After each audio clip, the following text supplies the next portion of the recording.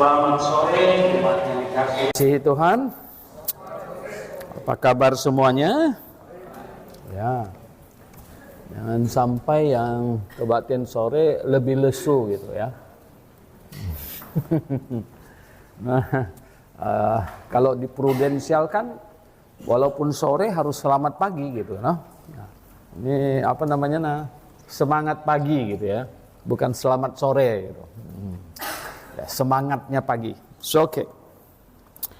Nah, saya janji menjelang HUT Grave akan khotbah tentang jemaat terus. Ya. Nah, coba kita lihat di Efesus pasal 3. Ini catatan tentang jemaat yang sangat hebat sebenarnya. Nah, banyak orang gagal menyimak dan memperhatikan. Efesus pasal 3, ya, kita baca dari ayat yang ke-8 ya. Penggalannya dari 8 sampai 11 baru titik. Ya. Bunyinya demikian. Kepadaku, maksudnya Paulus, yang paling hina di antara segala orang kudus, telah dianugerahkan kasih karunia ini untuk memberitakan kepada orang-orang bukan Yahudi kekayaan Kristus yang tidak terduga itu, dan untuk menyatakan apa isinya tugas penyelenggaraan rahasia atau dispensasi, ya,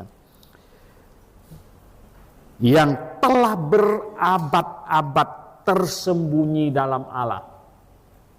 Berabad-abad tersembunyi dalam Allah, yang menciptakan segala sesuatu, supaya sekarang, maksudnya zaman perjanjian baru, oleh apa? Jemaat diberitahukan berbagai ragam hikmat Allah kepada pemerintah-pemerintah dan penguasa-penguasa di bumi apa di surga? Di surga. Penguasa di surga. Oh, itu para malaikat. Sesuai dengan maksud abadi yang telah dilaksanakannya dalam Kristus Yesus, Tuhan kita. Jadi lihat. Oke. Coba kita buka 2 Korintus pasal 11. 2 Korintus pasal 11. Ya. Kita baca ayat 27 dan 28. 2 Korintus 11 ayat 27 dan 28. Ini baca sama-sama aja karena cuma 2 ayat. 1, 2, 3. Aku banyak berjerih lelah dan bekerja berat. Kerap kali aku tidak tidur. Aku lapar dan dahaga, kerap kali aku berpuasa, kedinginan dan tanpa pakaian, dan dengan tidak menyebut banyak hal lain lagi, urusanku sehari-hari, yaitu untuk memelihara semua jemaat-jemaat. Dia menderita untuk memelihara jemaat. Kita berdoa. Tuhan, tolong kami supaya bisa memahami apa yang Rasul Paulus tuliskan, yang tentu Engkau inspirasikan, sehingga kami lebih paham apa maksud jemaat ada di muka bumi. Terlebih kami bagian darinya. Tuhan, tolong kami, pimpin kami, supaya dengan memahami berbagai hal, kami semakin dapat menyenangkan hati-Mu. Karena sesuai dengan yang Engkau inginkan, Tuhan. Terpujilah nama-Mu. Dalam nama Tuhan Yesus Kristus, kami berdoa. Amin. 2 bagian Alkitab barusan kita baca, yang menunjukkan Betapa pentingnya jemaat. Bukan tanggung-tanggung. Betapa pentingnya. Jadi jemaat ini betapa pentingnya. Paulus sampai berkata, dia menderita dari satu kota ke kota yang lain. Lapar, haus, banyak berpuasa, banyak menderita. Di atasnya, di 2 Korintus 11 itu, berapa kali dia karam kapal, berapa kali dia dirajam, dia list semuanya. Wow. Lalu tadi disimpulkan, yaitu untuk memelihara jemaat. Ini semua dilakukan bukan tamasya, bukan untuk senang-senang, tapi untuk memelihara jemaat. Jadi jemaat ini berapa penting? Posisinya apa? Ini poin nomor 1. Posisi jemaat seberapa penting? Seberapa hebat? Yang sampai Rasul Paulus menderita sedemikian rupa demi memelihara jemaat. Ini di Efesus tadi kita baca. Wow, luar biasa ternyata jemaat ini. Jemaat ini katanya adalah satu-satunya institusi yang Tuhan percayakan untuk menyingkapkan apa? Semua rahasia. Ini ada di ayat 9. Dan untuk menyatakan apa isi tugas penyelenggaraan rahasia yang sudah tersimpan berabad-abad, ya, tersembunyi dalam alam. Jadi rahasia ilahi yang tersembunyi berabad-abad. Apa itu? Orang Yahudi tidak paham, banyak tidak paham. Kenapa mesti persembahkan domba? Kita ganti ayam aja. Repot. Ayam kan lebih gampang. Enggak boleh. Ya udah kalau boleh ayam, bebek aja. Enggak boleh. Itu rahasia ilahi yang disembunyikan. Disimpan. Orang Yahudi tidak tahu. Nevatan, Anda pernah dengar? Itu ular tembaga, ya, yang dibikin oleh Musa, ditinggikan. Zaman di padang gurun, orang yang kepatuk ular berbisa di bawah, kalau nggak mau mati oleh bisa ularnya, harus lihat terus. Orang Yahudi nggak ngerti apa-apa, masih rahasia. Sampai Nikodemus, guru, dia bukan orang kepalang tanggung loh, guru, malam-malam datang kepada Tuhan Yesus. Tuhan Yesuslah yang menjelaskan kepadanya, seperti Musa meninggikan ular di padang gurun, demikianlah anak manusia nanti akan ditinggikan. Selisih waktunya 1.500 tahun loh. Anda tahu 1.500 tahun itu berapa generasi? Ya, berapa generasi? Satu generasi 50 tahun aja 1.500 itu sudah 30 generasi. Tapi mereka hanya dengar cerita ular itu dari tembaga dibuat dan ditaruh di atas. Orang yang kena patuk ular di bawah, lihat itu nggak mati.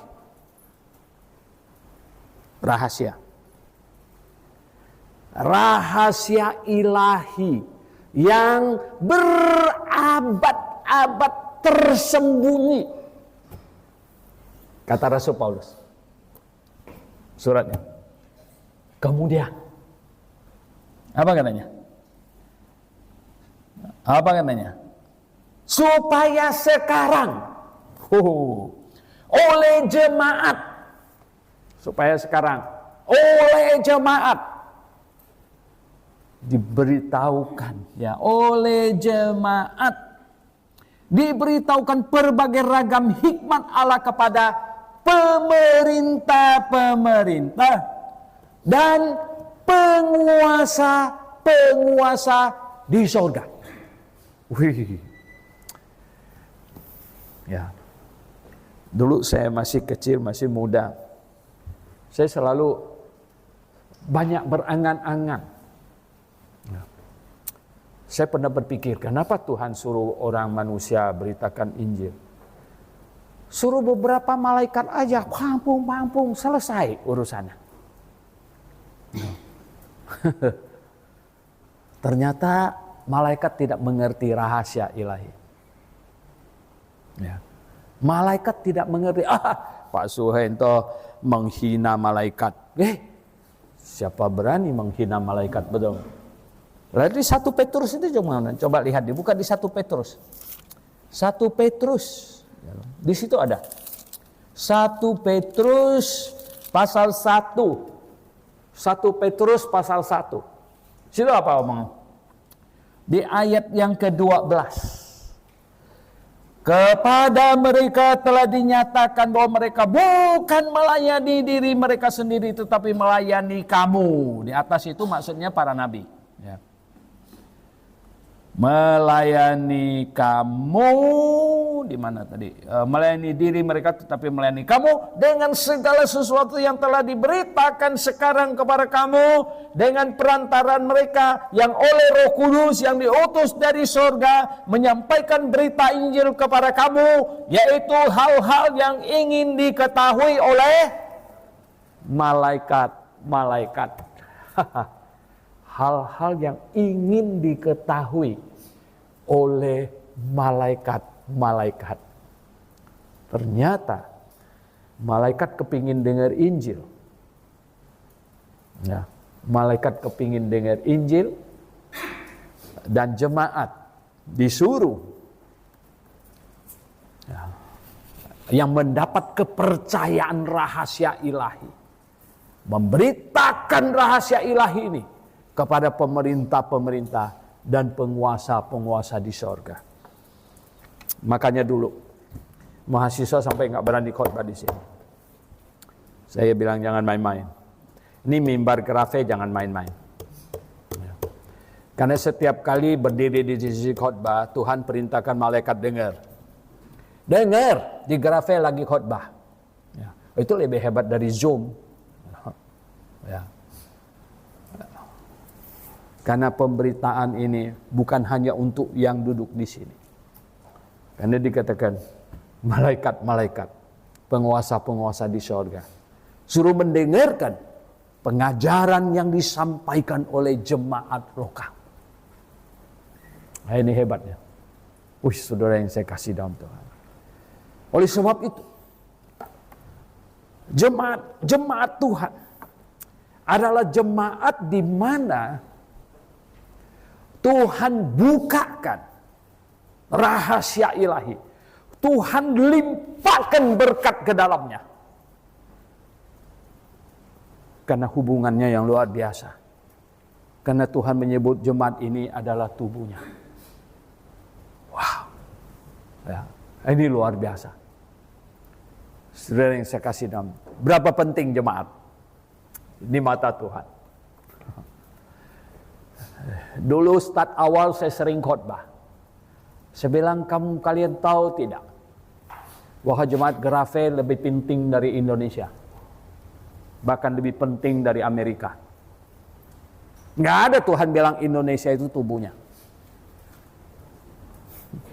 Nggak ada Tuhan bilang Amerika Serikat itu tubuhnya. Nggak ada.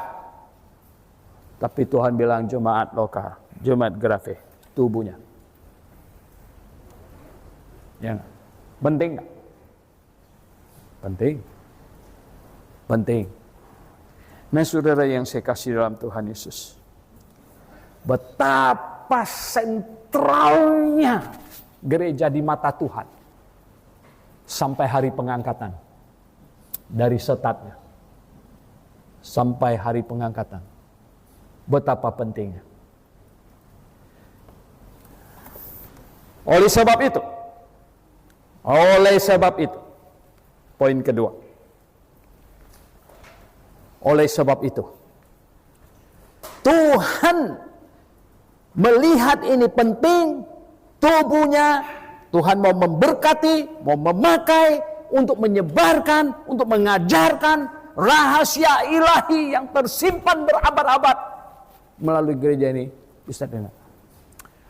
Ya iblis juga nggak bodoh. Ya kan? Iblis mau merusak gereja. Kalau gereja berhasil dia rusak, ini proyek Tuhan kacau. Mangkak gitu. Nggak jalan. Ya. Proyek Tuhan nggak jalan. Nggak bisa. Maka iblis berusaha untuk mengacaukan gereja sepanjang zaman. Nah, Anda tahu pengacauan yang banyak orang tidak sadari. Hanya kaum Anabaptis saja yang menyadari. Pengacauan apa dong? Konsep jemaat lokal dikacaukan menjadi jemaat universal, gereja universal. Tubuh Tuhan Yesus itu satu, jemaat Grafe. Bukan kekristenan seluruh dunia. Tuhan mau di tiap-tiap gereja lokal ada kepemimpinan, ada gembala yang definit, yang pasti. Yang pasti. Tuhan tidak mau ada kekacauan. Tetapi pemimpin-pemimpin Kristen dari Katolik, Protestan dan segala macamnya tidak paham. Mereka semuanya mengajarkan konsep gereja universal. Coba dengarkan baik-baik. Mereka melihat tubuh Tuhan Yesus itu seluruh kekristenan dan tidak menekankan amat sangat otoritas jemaat lokal lengkap dengan perangkatnya sampai kepada anggotanya. Dan ini mengacaukan kekristenan. Mengacaukan kekristenan. Sehingga ada cukup banyak orang Kristen. Kalau kita tanya sama dia, kamu orang Kristen gereja mana? Dia senyum. Gembalanya saja dia nggak tahu namanya. Bagaimana mungkin? Ya nggak? Kalau jemaat Grafe ditanya, ya dong, kamu jemaat mana?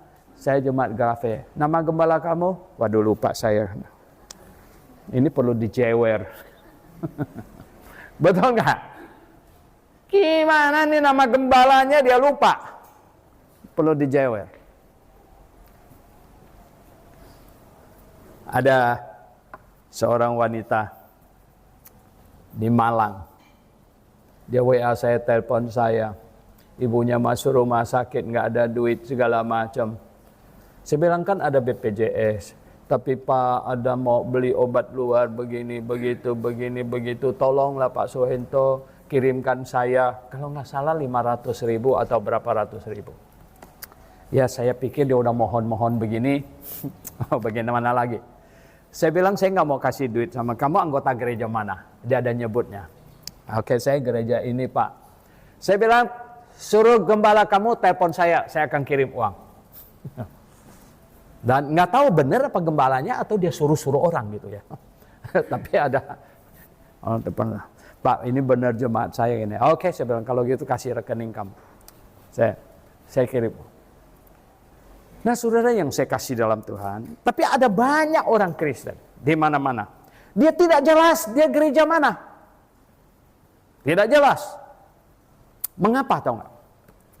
Karena agama yang lain-lain tidak seperti kekristenan.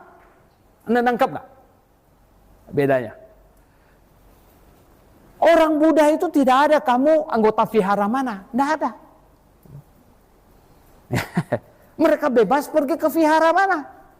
Ada vihara sini, vihara mana. Orang Muslim juga nggak ada. Ya ada. Kamu anggota masjid mana? Nggak ada. Ya, nggak ada. Sampai di mana Jumat, sampai di situ sembahyang. Nggak ada urusan. Gitu. Nah, Kristen kepingin niru. Ya kan? Kristen kepingin niru. Jadi nggak jelas dia anggota gereja mana. Dia nggak jelas. Sampai di mana minggu, dia ke situ. Wow. Tidak bisa. Kekristenan tidak bisa. Seharusnya tidak bisa. Oleh sebab itu, sebelum Tuhan Yesus pulang ke surga, dia mau tinggalkan jemaat yang pertama itu.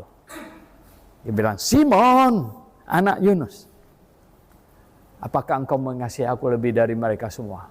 Setelah Petrus jawab, gembalakanlah domba-dombaku. Jelas siapa gembalanya. Jelas siapa jemaatnya. Jelas siapa diakennya. Jelas semuanya. Harus. Nah, saudara yang saya kasih dalam Tuhan. Jadi gini. Yang satu ini saja sudah harus benar punya. Sudah dikacaukan. Iblis mengacaukan. Sehingga Katolik tidak paham akan kebenaran ini. Ya. Karena Katolik punya konsep gereja cuma satu. Kepala gerejanya ada di Roma. Situ. Ortodok keluar dari Katolik tahun 1054. Ya. Isinya sama. Kenapa? Karena keluar bukan perbedaan doktrin, percekcokan doktrin. Keluar karena percekcokan kepemimpinan. Makanya Ortodok sama Katolik sama. Dalam banyak hal. Hampir semua hal. Nah, saudara, Protestan keluar dari Katolik. Dia nggak ngerti juga bahwa gereja itu harus lokal, independen. Ya. Satu jemaat nggak ngerti. Akhirnya semuanya tidak ngerti. Sama-sama tidak ngerti. Wah, ini dia. Ya, dalam hal ini mereka seperti orang buta menuntun orang buta. Yang mengerti cuman orang baptis. Anak baptis. Kita bilang jemaat itu satu, lokal. Kalau semua orang Kristen paham akan kebenaran ini, semua orang Kristen rapi pergi ke gereja di mana dia sebagai anggota di situ. Ya. Dan setia menjadi orang Kristen yang baik segala macam di situ. Maka apa yang Tuhan inginkan, yang Tuhan rancangkan dari awal itu pasti jadi lebih bagus. Jadi rapi. Ya. Pasti jadi rapi. Karena itu yang Tuhan mau. Bukan kacau balau. Ya. Oh, pergi ke gereja kayak pergi ke mall. Ya. Kebetulan sampai di mana kita kemana? No. Bukan itu yang Tuhan mau. Ya. Karena Tuhan berkata jemaat itu adalah tubuhnya. Ada banyak orang baca kitab Perjanjian Lama. Dan mereka sembarangan. Oh, ini zaman kebebasan. Lebih dari zaman kebebasan itu adalah zaman medsos. Ya. Semua orang jadi guru. Hebat sekali. Padahal cara menafsirkannya kacau balau. Sehingga ada yang bilang begini. Di Perjanjian Lama, persepuluhan bisa kasih kepada janda-janda. Bisa kasih kepada yatim piatu. Betul kan? Di Perjanjian Lama ada tuh. Maka sekarang pun kita punya persepuluhan, tidak usah kasih ke gereja, kita kasih ke janda-janda aja. Ya. Lebih-lebih janda yang cantik, kita kasih aja. Kita bilang ini ngawur ini. Lah kenapa? Kenapa di perjanjian lama begitu? Perjanjian baru gimana? Bandingannya. Di perjanjian lama itu satu negara itu adalah satu sacral society. Ya. Jadi jandanya orang Yahudi semuanya itu adalah dipelihara oleh seluruh keuangan negara juga waktu itu. Tapi di perjanjian baru beda. Di perjanjian baru itu beda. Kita itu sudah diselamatkan dan dikumpulkan ke dalam sebuah jemaat. Kita bilang bahwa apa? Paulus tulis di dalam Timotius, keuangan gereja itu untuk boleh nggak membiayain janda? Oh boleh. Malah disuruh. Baca di Timotius, 1 Timotius 6. Ya, makanya saya bilang, ya. Tapi ada syaratnya. Syaratnya apa? Ada ditulis umur 60 tahun ke atas. Ya. Nah, kenapa kita HUT nanti kasih kongguan yang 60 tahun ke atas? Yang 59 belum boleh. 60. Karena ditulis ya 60 tahun ke atas. Baru dihitung janda. Ya. Ada lagi, kamu baca nanti. Apa lagi dia bang? 1 kali kawin. Bukan kawin, ulang lagi gitu. Bukan begitu punya. Ya. Dan ada banyak lagi. Yang katanya tidak ada anaknya. Nah kenapa? Kalau yang ada anaknya, dia bilang gitu, nasehatin anaknya untuk berbakti kepada orang tuanya.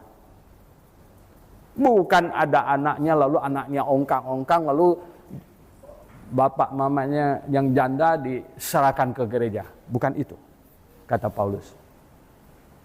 Ya, aturannya. Oh saudara yang saya kasih dalam Tuhan, ya kita malah lebih dari itu. Ya. Makanya kepada beberapa ibu-ibu yang suaminya sakit, saya bilang kamu jangan khawatir. Kalau saya masih hidup, ya tidak mungkin meninggalkan kamu. Dan yang meneruskan pasti itu. Kecuali gereja ini sudah dibubarkan.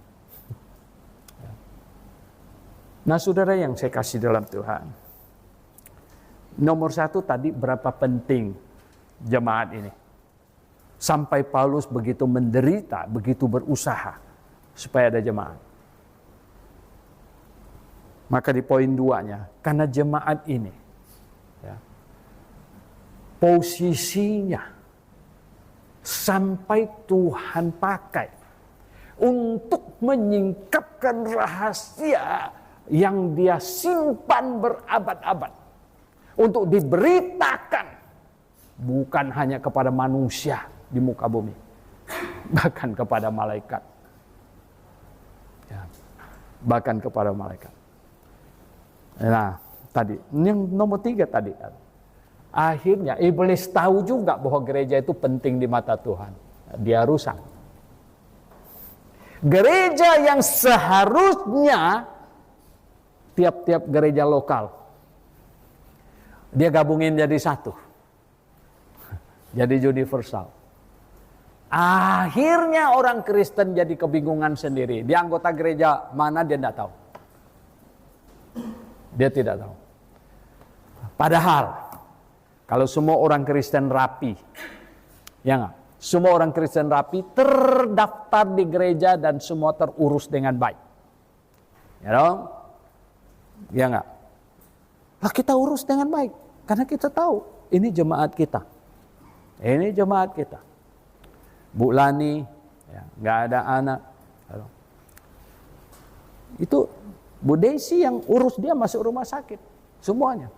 Panggil ambulans, apa segala macam. Kadang-kadang nggak bisa. Oke, urus sampai. Ines, suruh pergi urus ke sana. Jemaat kita.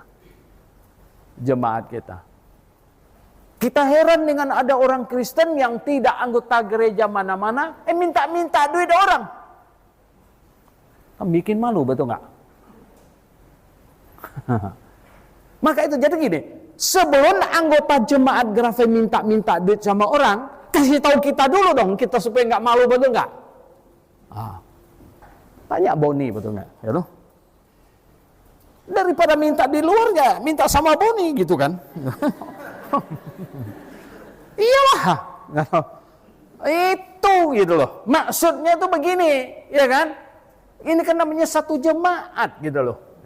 Lah kalau ada orang Kristen minta-minta duit di luar sana itu, dan tidak jelas dia anggota gereja mana. Lah kenapa? Karena terjadi kekacauan dalam berjemaat, gitu. Terjadi kekacauan, ya. Ini aneh, gitu loh. Nah, oke. Tadi poin 3, iblis merusak.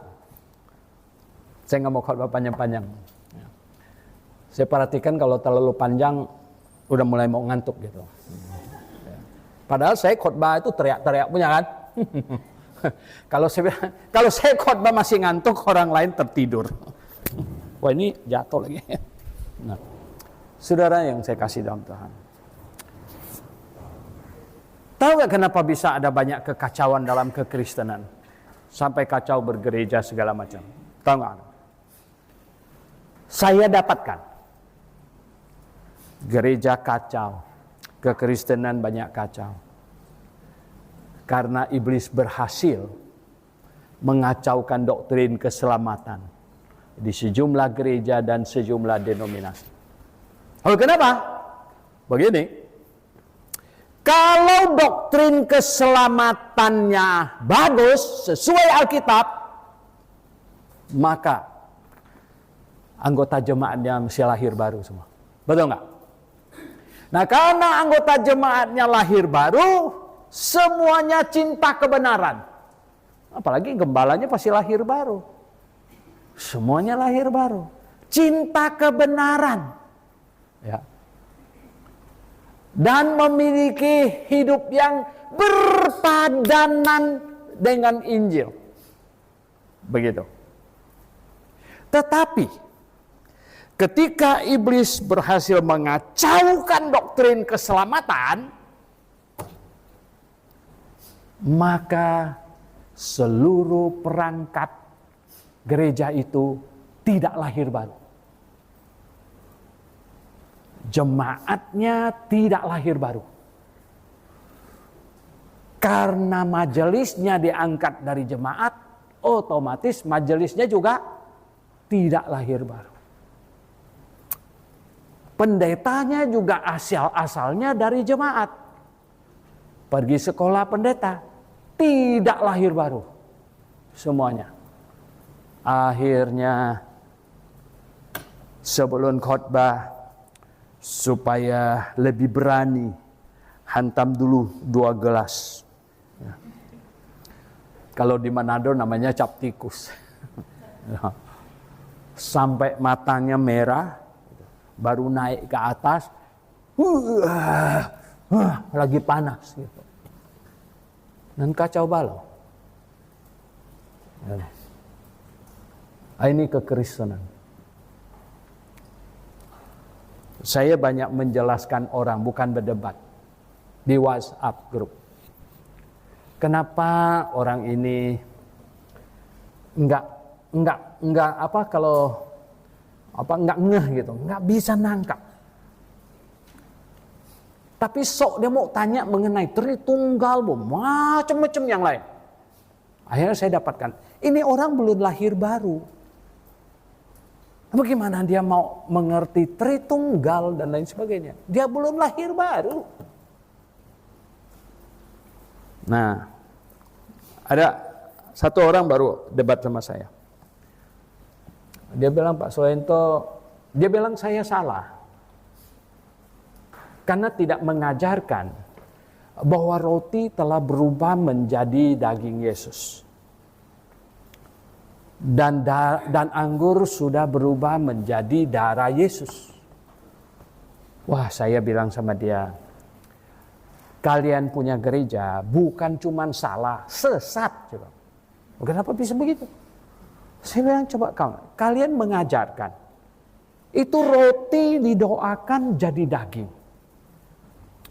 Lalu semua jemaat disuruh makan daging Yesus, ini kanibal. Suruh minum darah Yesus. Dan akal sehat kita kalau masih berdiri di situ, kita tahu ini roti tetap roti. Ya. Itu anggur tetap anggur. Nah, debat punya debat. Saya bilang apa? Salah nomor satu paling awalnya itu adalah namanya. Kalian bilang ini perjamuan kudus. Ya. Nah, dari mana asal kalian punya perjamuan kudus, tahu nggak? Itu kan dari, ya memang ada gereja Katolik. Ya. Kenapa namanya bisa perjamuan kudus? Karena gereja kalian mengajarkan keselamatan melalui upacara, sakramen. Makanya mereka ada kudus-kudus di ujungnya. Baptisan kudus. Perjamuan kudus. Semua ada banyak kudus-kudusnya. Ya. Dan banyak orang kudus. Ya. Segala. Saya bilang itu salah. Jadi saya bilang, gereja kalian mengajarkan orang masuk surga melalui makan roti. Coba bayangkan. Sesatnya berapa jauh? Makan roti supaya bisa masuk surga. Lalu dia balas saya, dia kutip Yohanes pasal 6.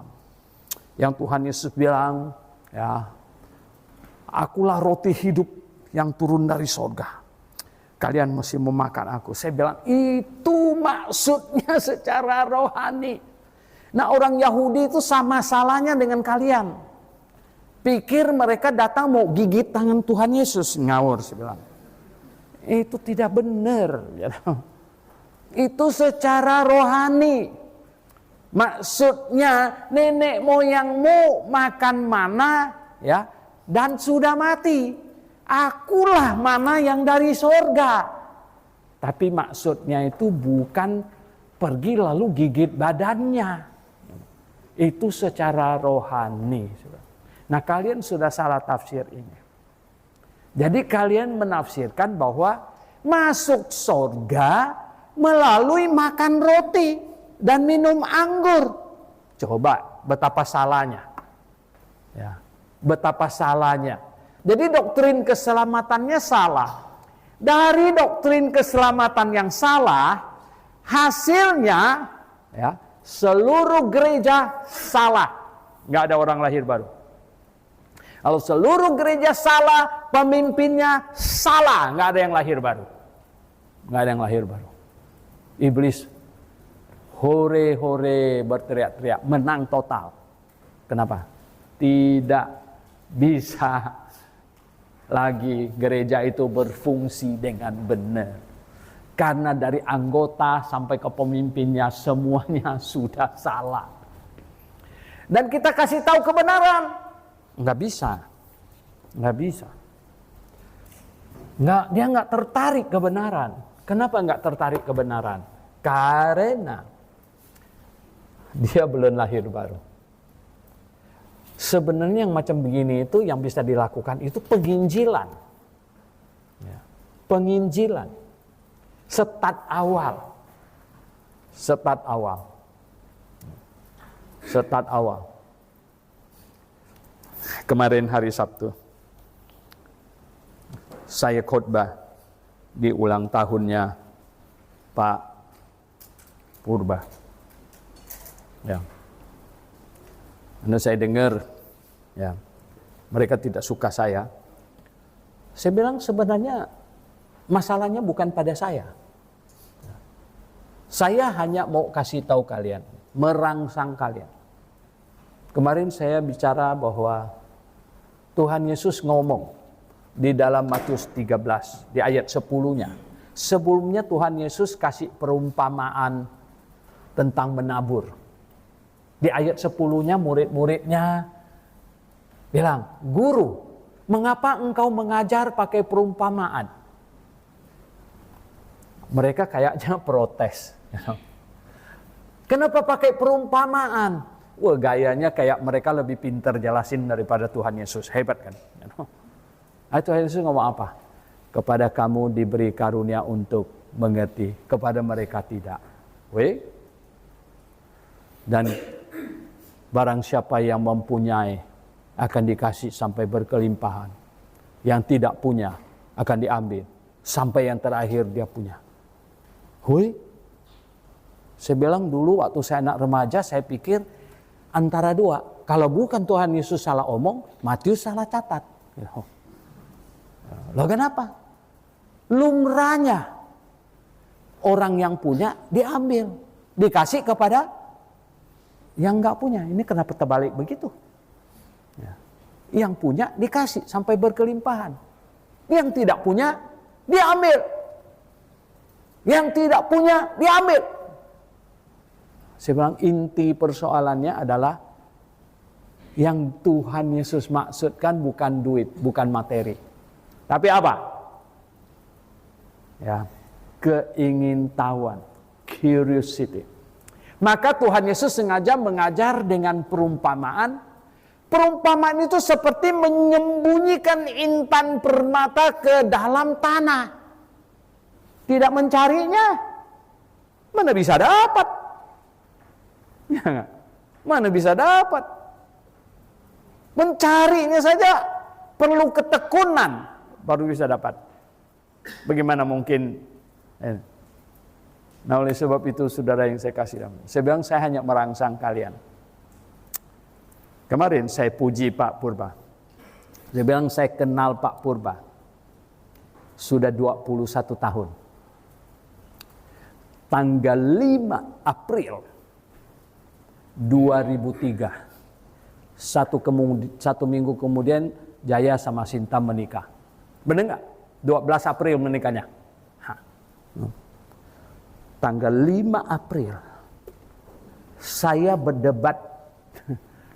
berdebat dengan dua kiai di gedung Kiani.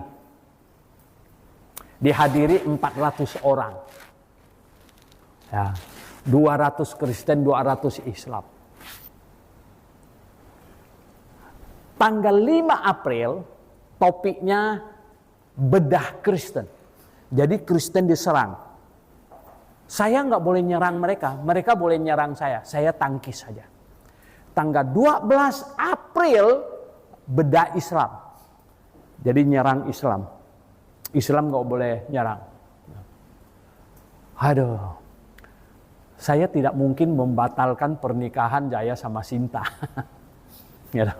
Akhirnya tahu nggak apa? Saya ambil yang bedah Kristen. Yang bedah Islam orang lain. 1 minggu kemudian. Jadi saya bedah. Yang bedah Kristen ini nggak ada yang mau bertahan. Panitianya datang sama saya. Oke lah saya bilang. Dibayar lagi. Oke saya maju. Nah saudara yang saya kasih dana. 400 orang yang hadir. 400 orang. Ya. Dari jam 9 sampai jam 4 sore. Ya. Saya nggak boleh mukul, mereka yang mukul terus. Jadi saya masih begini kalau main boxing kira-kira. Aduh. Ya, dari jam 9 sampai jam 4 masih hidup. Ini kan, Nah, tahu nggak? Selesai itu, Pak Purba, Alki Tombuku, Stephen Kambuan, cukup banyak mereka. Mereka ini yang datang sama saya. Wah, kenalan. Gerejanya di mana Pak Sohento? Di Sunter. Nah, mereka itu datang. Wah, ini mantap. Ini hamba Tuhan yang mampu mempertahankan kekristenan. Diserang dari jam 9. Saya pertahankan.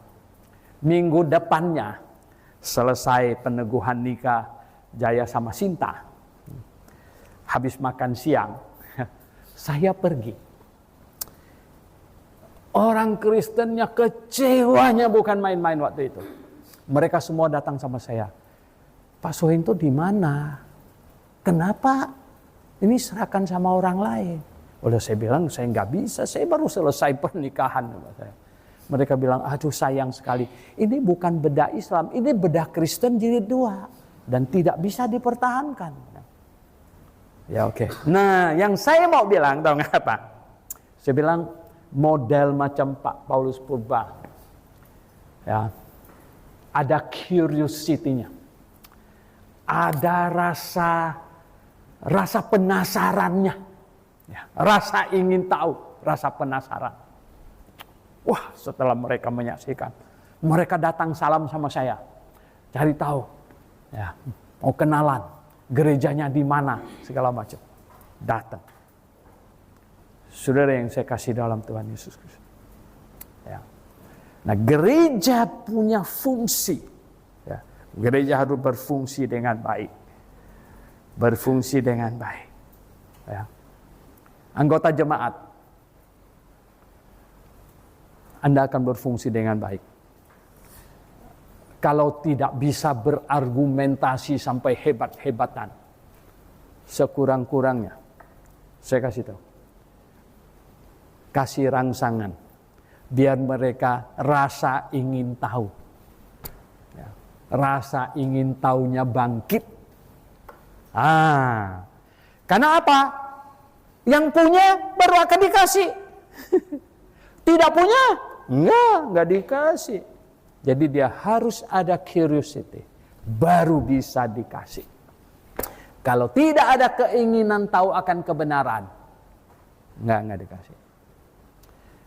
Marilah kepadaku, hai kamu sekalian yang letih lesu, datang kepada Tuhan. Carilah dahulu akan kerajaan Allah dan kebenarannya, maka sekalian yang lain akan ditambahkan kepadamu. Jemaat adalah institusi yang Tuhan dirikan sampai hari pengangkatan. Dan melalui jemaat ini, Tuhan ingin rahasianya disingkapkan, Injilnya diberitakan. Dan saya tutup dengan satu kalimat. Tidak ada orang yang bisa menjadi orang Kristen yang baik tanpa menjadi anggota jemaat yang baik. Kita berdoa.